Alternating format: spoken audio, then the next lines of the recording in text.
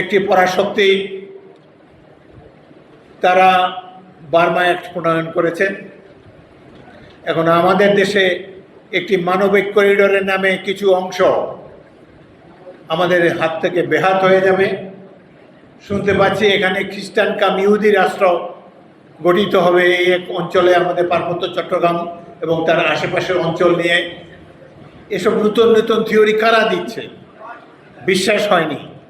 কিন্তু এখন একদিন শুনলাম আমাদের বর্তমান পররাষ্ট্র উপদেষ্টা তিনি বলেছেন যে এখানে মানবিক করিডোর দেওয়া হবে, বাইরের জাতিসংঘ কিংবা একটি বহুজাতিক বাহিনীকে আমাদের দেশে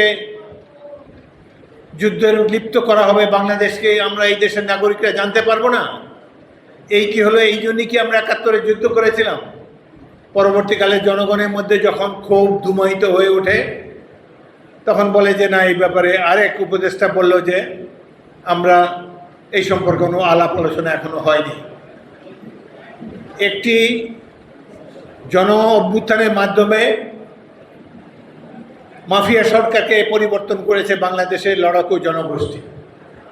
কিন্তু বাংলাদেশকে তো আরও দীর্ঘ পথ পাড়ি দিতে হবে, যেই পথ হবে গণতন্ত্রের পথ, যেই পথে আমরা পরিক্রমণ করব জনগণের সম্মতিতে। সেখানে যার যতগুলোই পিএইচডি ডিগ্রি থাকুক, কিন্তু জনগণের সম্মতি ছাড়া এখানে কোনো ধরনের যুদ্ধে বাংলাদেশকে লিপ্ত করা যাবে না। এইখানে যা কিছু হবে, যা কিছু সংস্কার হবে, নির্বাচিত পার্লামেন্ট করবে।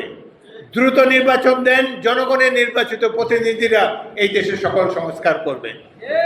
একটি সংস্কার খুবই প্রয়োজন ছিল, তত্ত্বাবধায়ক সরকারের অধীনে নির্বাচন। সেটিতে সব রাজনৈতিক দল একমত হয়েছে, এটি প্রধান সংস্কার হয়ে গিয়েছে। এরপরে যদি প্রয়োজন বিচার চালান, আপনারা চালু করেন। যে সরকার নির্বাচিত হয়ে আসবে আগামী নির্বাচনে, তারা এই মাফিয়া সরকারের যত রকম চেলা চামুণ্ড, তাদের খুন গুম জালিয়াতি অর্থ পাচার সব কিছুর বিচার করা হবে। বিশেষ করে যারা গুলি করে, হেলিকপ্টার থেকে গুলি করে যারা আমাদের নিরীহ তরুণদেরকে হত্যা করেছে, শিশুদেরকে হত্যা করেছে, তাদের বিচার করতে হবে। কিন্তু বিচার প্রক্রিয়া একটা সময় সাপেক্ষ ব্যাপার। এই বিচার করতে যদি 5 বছর লাগে, তো আমরা 5 বছর নির্বাচন ছাড়া বসে থাকবো? অবশ্যই না। এই নির্বাচনে কি বিএনপি জিতবে তার তো কোনো গ্যারান্টি নেই। অবাধ সুষ্ঠু নির্বাচন হবে। এখানে ফুয়াদের দলও জিততে পারে, এবি পার্টি, জামাতে ইসলামীও জিততে পারে, ইসলামিক দল জিততে পারে, যে কোনো দল জিততে পারে, বিএনপিও জিততে পারে। এটা তো আনসার্টেন। জনগণ সম্মতি দিবে, জনগণ ভোট দিবে। এই নির্বাচনের জন্য 17 বছর আমরা কত ত্যাগ স্বীকার করেছে আমাদের দল বিএনপি। এই যে পরিবর্তন ঘটানো হয়েছে, এই দেশের জনগণ, মুক্তিযোদ্ধা এবং মুক্তিযুদ্ধের প্রজন্ম, তাদের সক্রিয় সংগ্রামের ফলে এই সরকারের পরিবর্তন হয়েছে। হাসিনাকে বিদায় করতে পেরেছি আমরা। অনেক কষ্ট লাগে যখন দেখি উপদেষ্টারা, যাদের বাংলাদেশে কোনো অবদান নাই, মুক্তিযুদ্ধ কত ফ্যাসিস্টের বিরুদ্ধে, ইয়াহিয়া খান, এরশাদ খান, সর্বশেষে হাসিনা মিয়া, তাদের বিরুদ্ধে এত সংগ্রাম করলো বাংলাদেশের লড়াকু মানুষ। এদের তো একটা স্টেটমেন্ট দিতে দেখি নাই কোনো দিন। একদিনও রাজপথে নামেন নাই, একটা ফেসবুকে স্ট্যাটাস দেন নাই। এখন তারা দেখি সব উপস্থিত সবাই বসে আছে। কীভাবে এরা পাদপ্রদীপের আলোয় আসে আমি বুঝতে অক্ষম।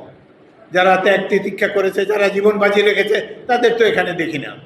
প্রফেসর ইউনূসকে আমরা, তিনি দেশের কৃতি সন্তান, দেশের গৌরব। আমরা তাকে সব রাজনৈতিক দল সমর্থন দিয়েছি, ভবিষ্যতেও দেব। কিন্তু তিনি আমাদেরকে আশাহত করেছেন। বিশেষ করে তিনি অসত্য কথা বলবেন, এটা তো আমরা কখনো কল্পনাও করি না। তাও বলেছেন বিদেশে, জাপানে গিয়ে তিনি বলেছেন একটা মাত্র দল বিএনপি এই ডিসেম্বরের মধ্যে নির্বাচন চায়। এটা কি সত্য? 42টি দল তার সামনে গিয়ে বলেছেন যে আমরা ডিসেম্বরের মধ্যে নির্বাচন চাই। ফেব্রুয়ারি মাসে বিএনপির একটি প্রতিনিধি দলে আমিও ছিলাম। প্রধান উপদেষ্টা সকল রাজনৈতিক দলকে আহ্বান জানিয়েছিলেন সেদিন। আমার স্পষ্ট মনে আছে, আমাদের সামনেই তিনি বলেছেন ডিসেম্বর মাসে নির্বাচন হবে। 2-3 দিন পরে এটা পরিবর্তন হয়ে গেল। বাঁশের চেয়ে কঞ্চি লড়া। তার যে এই যে কয়েকটা উপদেষ্টা বা সচিব টচিব আছে, প্রেস সচিব, এই সচিব, ওই সচিব, কিংবা যাদেরকে কাউকে সচিবের মর্যাদা, কাউকে এই মর্যাদা, ওই মর্যাদা দিয়ে তার আশেপাশে রেখেছেন, এরা তো মনে হয় যে প্রধান উপদেষ্টার চাইতেও বেশি রাজনৈতিকভাবে তারা পরিপক্ক। এদের বয়সই বা কত? আর একটি জিনিস, আমাদের এই যে ছাত্র সমাজ, এদের তো এখন বিশ্ববিদ্যালয়ে গিয়ে পড়াশোনা করার বয়স। আমরা যারা ওল্ড স্কুল অফ থট, 80-র উপরে যাদের বয়স, আমরা মনে করি বাংলাদেশের সকল শিক্ষা প্রতিষ্ঠানে যারা ছাত্রছাত্রী রয়েছে তাদের প্রথম কাজ হলো লেখাপড়া সম্পূর্ণ করে, নিজেদেরকে শিক্ষিত করে তারপর নিজের নিজের পেশায় আত্মনিয়োগ করুন। রাজনীতি করার জন্য উন্মুক্ত দরজা আপনাদের কাছে। সার্টিফিকেটটা নিয়ে পড়াশোনা শেষ করে এসে রাজনীতি করুন, আপনারা আগামী দিনে প্রধানমন্ত্রী, প্রেসিডেন্ট হন।